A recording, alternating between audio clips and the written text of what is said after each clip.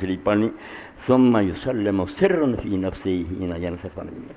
پھر جدوں مک جائے نماز سجے پاسے صرف ایک سلام پھیرے، وہ بھی آہستہ اچھی آواز نہ نہیں، سجدے جا امام کہ سجدے پچھلے کہہ لیں بس سنت ان یفعل من ورائے مثل ما فعل امام، جتنا امام نے کی ہے اتنا ہی پچھلے کہہ۔ کتاب علوم امام بیہقی سنن بیہقی جلد 449 سند سے آہستہ دل چھپا کے، اور سلام بھی آخر سے فرمایا ایک سجے پاسے کلا،